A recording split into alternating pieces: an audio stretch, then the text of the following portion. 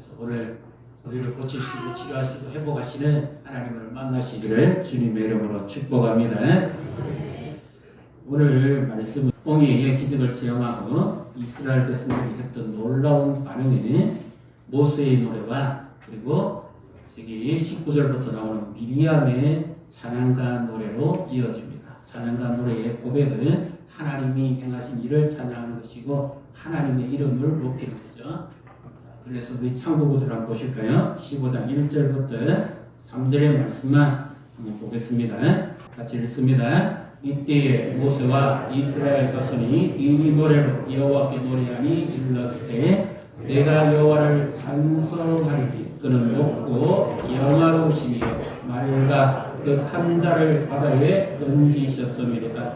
여호와는 나의 힘이요 노래시며 나의 구원이시리로다. 그는 나의 하나님이시니 내가 그를 찬송할 것이요 내 아버지의 하나님이시니 내가 그를 높이리로다. 여호와는 용사시니 여호와는 그의 이름이시로다. 아멘. 할렐루야. 이 하나님은 이름뿐입니다. 용사시고 하나님은 홍해 바다를 물을 가르치고 마른 땅을 지나가게 하신 하나님. 그래서 이 백성들은 그 하나님의 위대하심을 보고 전부 하나같이 찬양했습니다. 마치 찬양의 축제, 찬양의 프레이드가 펼쳐지면서 그들은 아주 완전히 새로운 그 은혜를 경험하면서 홍해의 기적을 통해서 나타나신 하나님의 새로운 은혜를 경험했습니다. 그렇게 좋았습니다. 그래서 그 하나님은 여호와시고 그 하나님은 우리의 구원이시다. 이렇게까지 찬양했습니다. 그 다음에 19절부터 21절에 모세의 누이 미리암이 한 찬양을 보면 하나님께서 행하신 일을 역시 찬양하고 있습니다. 그래서 그의 이름을 영원히 찬송하라. 우리는 언제 찬양합니까? 언제 노래합니까? 기쁘고 즐거울 때, 감사할 때, 기도 응답이 이루어질 때 찬양합니다. 새로운 은혜를 받았을 때 찬양합니다. 기대한 것이 이루어졌을 때 찬양합니다. 노래방에서 노래 부르는 돈 주고 노래 부르는 설툴 때 노래 부르는 마음 힘들 때 스트레스 풀 때 노래 부르는 생명 있는 찬양을 즐겨하시기를 바랍니다. 그 하나님의 이름을 높이십시오. 그것이 예배고 하나님께 상달되는 기도입니다.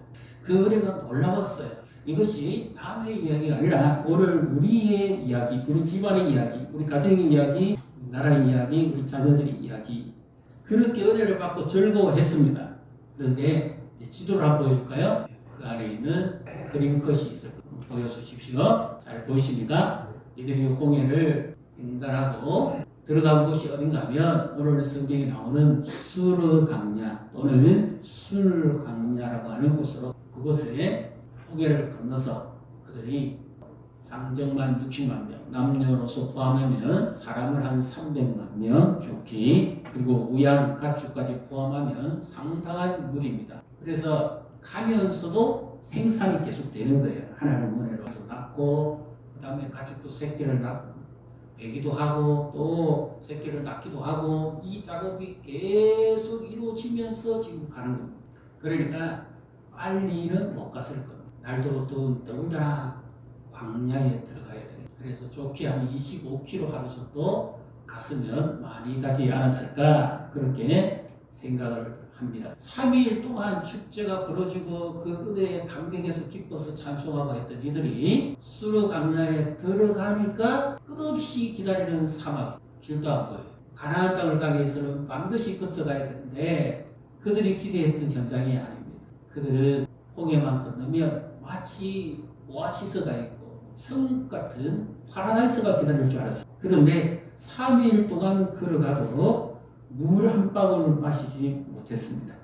22절, 23절을 같이 읽습니다. 모세가 홍해에서 이스라엘을 인도하며 그들이 나와서 수르 강변으로 들어가서 거기서 사흘 길을 걸었으나 물을 얻지 못하고 마라에 이르렀더니 그곳 물이 있어서 마시지 못하겠으므로 그 이름을 마라라 하였더라. 마라 쓰다 물이 있긴 있었어요. 3일 동안에 물이 없는 것은 그 기적 같은 은혜를 경험했기 때문에 있냐고 참을 수 있었어요. 그런데 문제는 그들의 기대감이 무너지는 순간부터 이들 속에서 고질병이 드러나기 시작. 물줄기를 발견하고 달려가서 벌컥벌컥 전부 다 마셨는데 물이 서서 도무지 마시지를 못합니다. 지형적으로 보면 이 지역이 지금도 바닷가 인근에 있기 때문에 바닷물이 역류해서 들어와서 물이 짜서 고여 있다가 물이 아마 쓴맛이 나지 않았을까,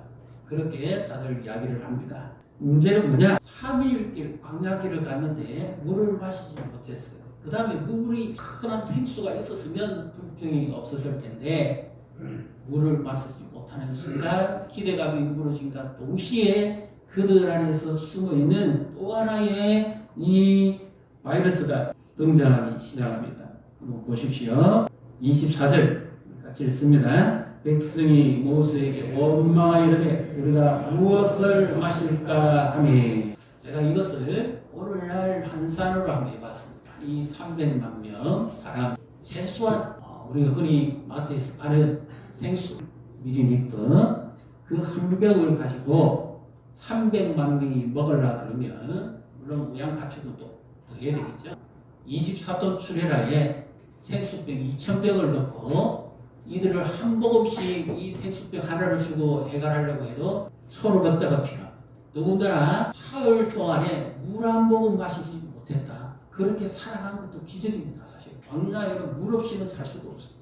누구나 이 쓴 물까지 마셨으니까 얼마나 불쾌하고 고통스러울까요? 최근에 파리올림픽에서 세인강에 수영 경기하는 중에 물이 오염이 돼가지고 그 물을 접했던 사람들은 전부 구토를 하고 어지럼증 걸리고 다 쓰러졌다 그러죠. 좋은 물을 마실 수영 선수도 그런데 광야에 들어가서 물 한 방울 없이 어떻게 견디겠어요? 마실 물을 줘야죠. 누가 인도합니까? 성경에는 보면 모세가 이스라엘 백성들을 인도하여 이렇게 되어 있습니다. 눈에 보이는 인도자는 모세지만 실제로 인도자는 누굽니까? 여전히 구름 기둥과 불 기둥으로 밤낮으로 인도하신 분은 하나님이십니다. 그들이 3일 동안에 축제하고 기뻐 춤출 때도 하나님이 그들과 함께 계셨고, 지금 홍해의 길을 건너게 하신 분도 하나님이고 수로 광야로 인도하신 분도 하나님이에요.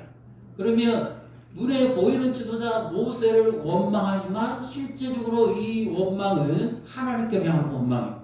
이 원망이 단순히 그냥 넋두리 정도 물도 없는데 이렇게 하는 표현이 아니라 여기 원망 안에서 하나의 중요한 핵심적인 영적 바이러스를 가진 이 원망은 그냥 원망이 아니라 불신, 하나님을 믿지 못함으로 인한 불신앙의 결과가 바로 원망과 불평으로 나타납니다. 왜 사람들이 이 원망과 불평을 하게 되느냐, 이렇게 표현합니다.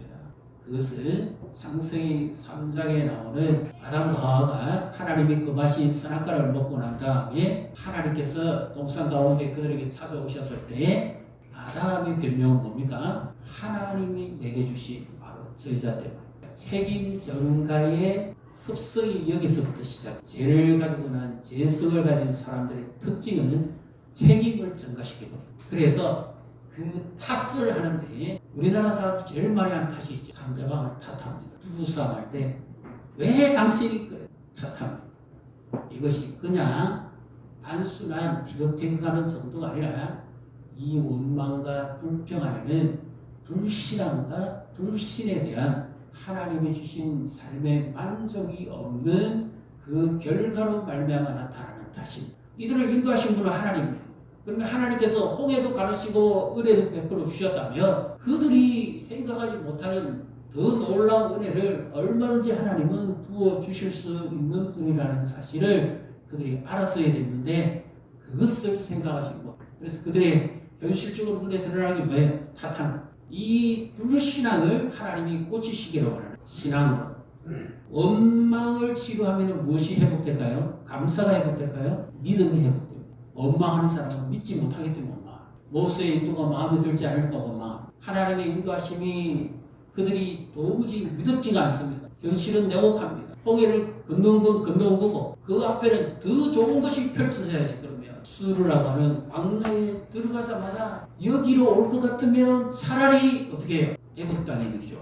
늘 그것이 반복되나. 자녀의 만족이 없으면 왜 너는 뭐 못하느냐, 남들같이 못하느냐, 네 친구같이 못하느냐 탓하는. 자녀는 그럼 어떻게 합니까? 왜 부모님은 왜 나를 낳았냐? 부모를 탓, 환경을 탓합니다. 내가 좋은 집에 태어났으면, 뭐 부잣집에 태어났으면 이런 일.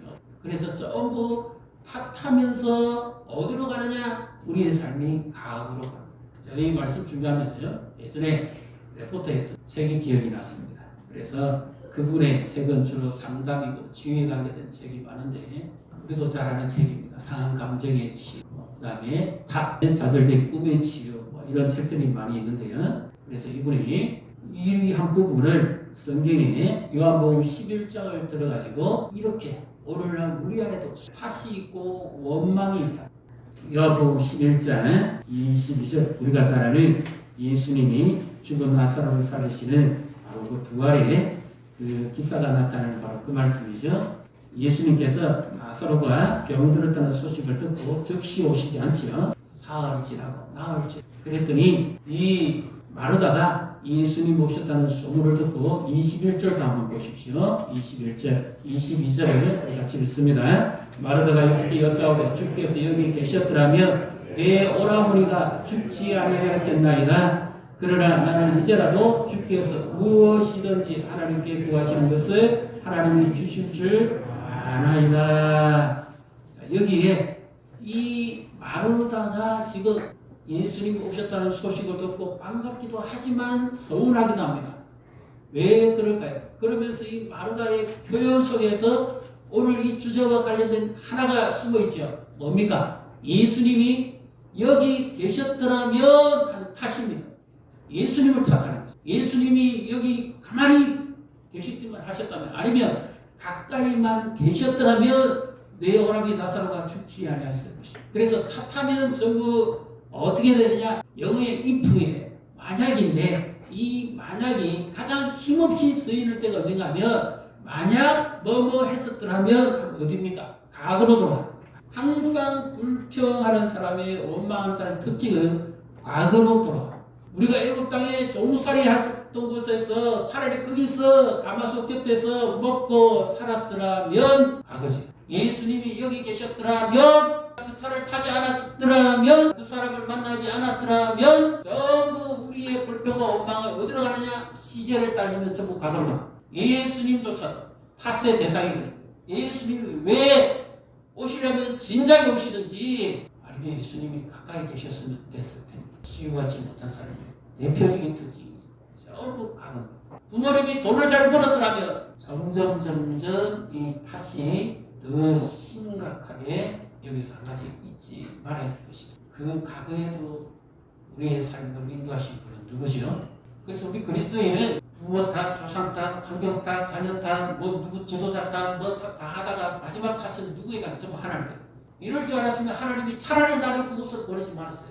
이럴 줄 알았으면 하나님이 차라리 나에게 그 사람을 만나지 못하게 했었어요. 만약에 그때 뭐뭐 했었더라면 이제 또 하나가 있습니다. 22절, 11장 22절 보면 하나님께서 이제라도 구하시는 것을 주실 줄 믿습니다 하는 거죠.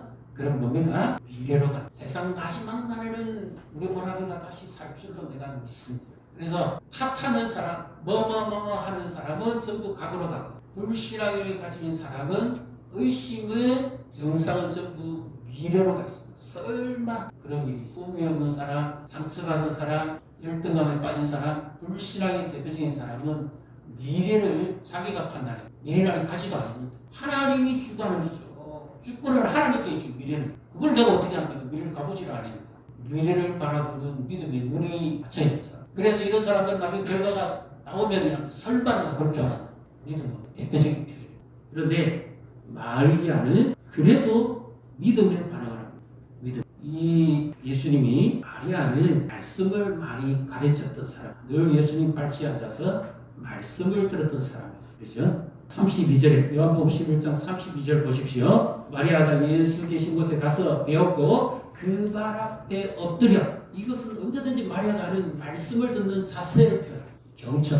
지금 내 오라비는 이미 죽어서 무덤에 있지만 그래도 나는 예수님의 말씀을 존중합니다. 이 자세. 우리는 어느 쪽 하나님의 말씀을 가까이 하시기를 바랍니다. 마리아는 믿음의 표현을 나는 주께서 이제라도 하나님께 구하시면 하나님이 허락하실 것을 믿습니다. 불신앙을 가진 탓하는 사람은 전부 과거 시제를 씁니다. 의심과 믿음 없는 사람의 특징은 전부 미래에 대해서 기대감이 없고 아무 저것이 없습니다. 그래서 예수님이 지금 하시는 것을 자 보십시오. 예수님은 이 시제를 어떻게 쓰는지를 한번 보십시오. 자, 요한복음 11장 25절 26절을 같이 읽습니다. 예수께서 이르시되 나는 부활이요 생명이니 나를 믿는 자는 죽어도 살겠고 물어 살아서 나를 믿는 자는 영원히 죽지 아니하리니 이것을 네가 믿느냐. 예수님을 탓하는 마르다도 그 다음에 믿음은 있지만 현재의 능력을 제대로 알지 못하는 마리아에도 예수님이 치유하시는 치유책은 시제는 뭡니까? 현재입니다. 네가 지금 믿으면 능력을 볼 것이다. 과거는 이미 하나님에 의해서 덮어준 거예요. 십자가 밑에 접어줘야 돼. 미래는 내가 아직 가보지 않았어요. 미래를 갈 수 있는 유일한 방법은 지금 나와 함께 계신 그 주님의 능력을 의지해야만 내가 미래를 갈 수 있는 거예요. 믿습니까? 그래서 예수님의 치유책은 불신앙과 원망과 의심의 치유책은 시제를 현재로 쓴다는 거예요. 나는 이다. 지금 존재하는 살린 생명이다. 막연한 믿음을 가지고 미래를 판단할 수 없어. 예수님은 아예 나는 생명이다. 나는 하늘로부터 내려온 산뜻이다. 나는 이 표현은 전부 현재를 시제를 사용합니다. 그래서 우리의 믿음은 과거에 연연해서도 안 되고 미래의 막연한 추측과 그것만 가집니다. 오늘이라고 하는 지금이라고 하는 시제 오늘 현실 속에서 내가 주님을 의지하느냐 그렇지 않느냐 이것이 진정한 능력이에요. 그래서 예수님은 이렇게 해서 현재 원망 불평 뭐뭐 했었더라며 과거의 고질적인 이 바이러스를 우주에 제일 무서운 병이 무슨 병일까요? 제일 무서운 병 믿지 않는 병. 하나님을 믿지 않는 병이 제일 무서운 병이에요. 다른 병은 다 고쳐. 하나님과 하나님의 말씀을 믿지 않는 사람 고치는 거예요. 말씀을 가까이 하시기를 바랍니다. 하나님의 능력을 믿으십시오. 지금 이 예배 시간에 내게 말씀하시는 그 주님을 내가 의지하고 주님을 만나는 시간, 말씀하시는 시간. 그 결과 이제 하나님이 어떻게 치료하시는가 한번 보십시다. 출애굽기 15장 25절 26절까지 같이 읽습니다. 모세가 여호와께 부르짖었더니 여호와께서 그에게 한 나무를 가리키시니 그가 물에 던지니 물이 달게 되었더라. 거기서 여호와께서 그들을 위하여 법도와 율례를 정하시고 그들을 시험하실세 이르시되 너희가 너희 하나님 나 여호와의 말을 들어 순종하고 내가 보기에 의를 행하며 내 계명의 귀를 기울이며 내 모든 규례를 지키며 내가 애국 사람에게 내린 모든 질병 중 하나도 너희에게 내리지 아니하리니 나는 너희를 치료하는 여호와임이니라. 아멘. 그래서 모세가 하나님께 부르짖습니다. 하나님 어떡할까요? 당장 이 백성이 나에게 동질하겠다. 성난 민심을 달랠 방법은 즉각적인 대답이 없지만 그래서 하나님께서 모세의 울부짖음을 들으시고 한 나무를 지정하셔서 그 나무를 그 선물에 집어 던지니까 물이 단맛으로 바뀝니다. 원망 불평을 믿음으로 치유하고 하나님의 현재의 능력을 체험하니까 그들이 불평이 사라집니다. 하나님의 은혜를 베푸시며 원망이 치유되는 줄 믿으시기를 바랍니다.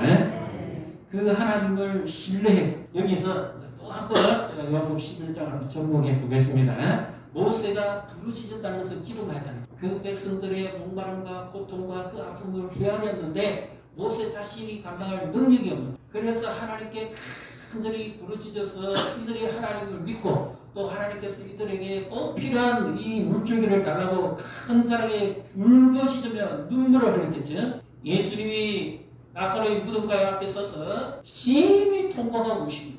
첫째는 죄성을 가진 인간의 죄가 이렇게 비참하다는 죽음에 묻힐 수밖에 없다는 것. 그 다음에 제 앞에 사람이 이렇게 무기력하다는 것. 그럼에도 불구하고 스스로 아무런 해답이 없다는 것. 그리고 마르다와 마리아의 사랑하는 오빠가 죽은 그 연민의 고통조차도 예수님이 아시고 예수님이 눈물을 흘리십니다.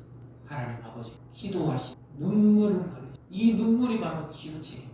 내 마음의 상처를 누가 알아서 줍니까? 눈물을 흘리면서 기도할 때 하나님이 내 마음의 고통을 하시고 아픔을 하시고 내 현실을 아시고 그래서 눈물의 기도는 가슴을 치료한다고 그러잖아요. 눈물의 가슴을 이렇게 눈물의 기도는 상한 마음을 치료하고 눈물의 기도는 좌절과 절망을 이길 수 있어. 어머니의 눈물의 기도는 눈물을 흘리고 계십니다. 눈물의 기도가 있습니다. 우리의 눈이 마르지 않아. 그 예수님의 비통하면서도 사랑하는 심정.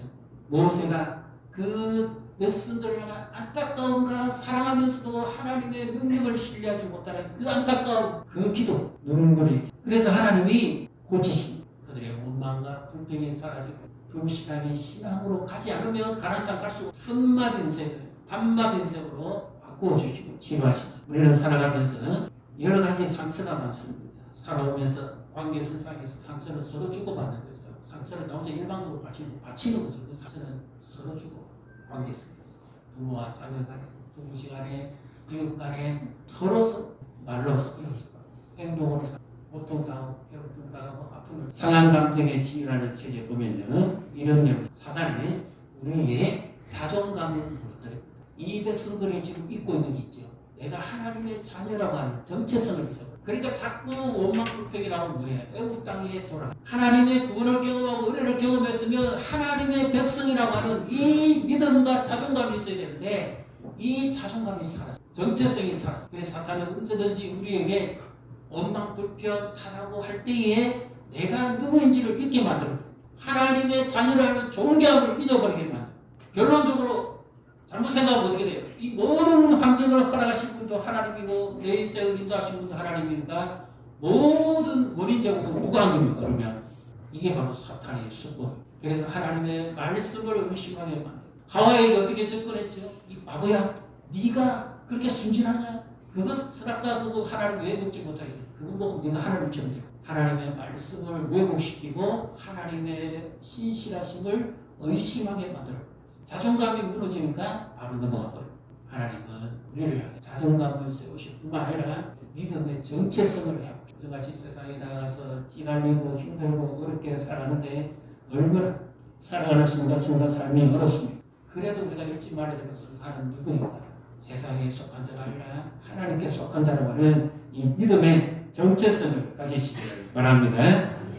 오늘날 많은 사람들이 현대인들이 겪는 고질적인 마음의 병이 있습니다. 에베소서 3장 14절부터 한번 볼까요? 에베소서 3장 보신다면 16절, 17절 참고구절 말씀을 같이 읽습니다. 그의 영광의 풍성함을 따라 그의 성령으로 말미암아 너희 속사람을 능력으로 강건하게 하시오며 믿음으로 말미암아 그리스도께서 너희 마음에 계시게 하시었고 너희가 사랑 가운데서 뿌리가 바뀌고 터가 굳어져서 여기서 예수님이 보여주시는 치유책은 속사람이 강해져 정신 건강이 약해서 고통받는 사람들이 너무 많습니다.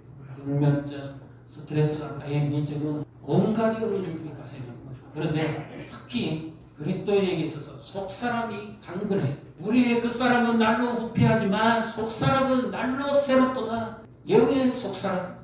속사람이 건강한 사람이 정말 믿음 생활을 잘하는 사람. 사단의 유혹에 걸려 넘어지고 자주 실패하는 사람은 속사람이 약한 사람. 하나님은 우리를 물론 육체의 질병도 고치실 뿐만 아니라 마음의 상처도 치유하시고 관계도 회복하실 뿐만 아니라 영적 치유하시고 그래서 전인격적으로 예수님을 닮아가게 하는 것이 하나님이 치료하시는 목적입니다. 우리가 구원을 받았다면 인격도 구원받아요. 구원을 받았다면 우리의 삶도 구원받아요. 예전에 섭성대로 따라가면 우리는 구원을 받으면 내 영혼 구원에만 생각합니다. 천국 가는 것만 생각합니다. 천국 갈 때가 더라도 이 땅에서 누리는 천국 백성의 삶이 있어요. 예수님을 닮아가는 성령의 열매를 그리고 삶의 치유도 잘못된 습성이 요즘 중독자들이 얼마나 많습니까? 예수를 만나서 그 십자가를 붙들고 은혜를 경험함으로써 삶이 치유가 돼요. 습관이 치유가 돼요. 과거에 가난하고 어려운 시절에 살았던 부모님들은 늘 교회 오면 울고 그 고통과 아픔 표현을 다 못하지만 삼키면서 꼭 붙들는 것이 있었죠. 뭡니까? 십자가. 그 십자가만큼은 결코 놓치지 않았어요. 그래서 그들의 예배드린 가서는 항상 눈물 젖은 종이가 있거나 손수건이 있었어요. 그 고통을 예수님을 바라보면서 인내하고 이겼던. 아까 우리가 찬양했잖아요. 저 높은 곳을 향하여 날마다 나아갑니다. 괴로움과 죄가 있는 나 비록 여기 살아도 빛나고 높은 저것을 날마다 바라봅니다. 십자가를 바라볼 때 저는 우리 안에 상처가 치유되고 회복될 줄 믿으시기를 바랍니다. 그 예수 그리스도의 십자가가 나를 살리고 치유하고 회복시킵니다. 십자가에 있는 일이 나를 일으키기 실패했다고 생각합니다. 인생의 선맛을 겪고 계십니까? 알지 못하는 고통을 겪고 있습니까? 탓하지 마십시오. 하나님이 가장 싫어하는 것이 원망 불평. 과거로 돌아가십니다. 이미 과거는 과거예요. 십자가 되고 미래에 대해서도 너무 낙관적으로 생각하지 말고 너무 불신앙적으로 생각하지 마십시오. 지금 중요한 것은 오늘이라는 현재, 내가 살아가는 오늘 이 현재 이 시간 하나님의 말씀이 내게 임하고 하나님의 말씀이 나의 속사람을 강하게 하고 하나님의 말씀이 나를 치유하고 예수님 닮아가게 하는 거예요. 힘들어도 이렇게 한 걸음 한 걸음 내딛으시면 하나님이 홍해를 가르치듯이 우리 앞에 인생의 선물을 단물로 바꾸고 하나님이 원하시는 놀라운 은혜를 베풀어 주실 것입니다. 이제 우리 오늘 말씀의 결론을 한번 보십시오. 15장, 출애굽 15장 27절 우리 같이 읽습니다. 그들이 엘림에 이르니 거기에 물샘 12가 종려나무 이런 거루가 있는지라 거기서 그들이 거물 곁에 장막을 지니라. 아멘. 하나님이 원하신 것은 바로 이들에게 엘림을 주시기로 원해요. 엘림은 오아시스, 종려나무 물샘 70입니다. 엄청나지 않습니다. 3만 명이 아니라 300만 명이 아니라 끊이지 않는 생식. 하나님은 이 백성을 처음부터 이곳으로 인도하시기를 원했던 거예요. 힘드십니까? 고통 가운데 계십니까? 엘림이 있다는 것을 바라보시고 너무 낙관적이고 말고 너무 비관적이고 말고 오늘이라는 현실, 내 믿음이 오늘 하나님께 내 예배가 오늘 하나님께 들려지고 있는 오늘 하나님이 내게 지금 말씀하고 있는지 오늘 내가 해야 할 일이 뭔지 믿음은 현재 믿음의 시절 현재 과거로 돌아가지 마시고 미래를 너무 앞서가지 오늘이라는 현재 이 현재가 나를 살리고 나를 치유하고 오늘 내가 회복되면 가정이 치유되고 탓하는 게 사라지고 원망이 사라지고 불평이 사라지고 의심이 사라지고 마음의 고통이 사라지고 인생의 단맛을 느끼게 될 줄 믿으시기를 주님의 이름으로 축복합니다.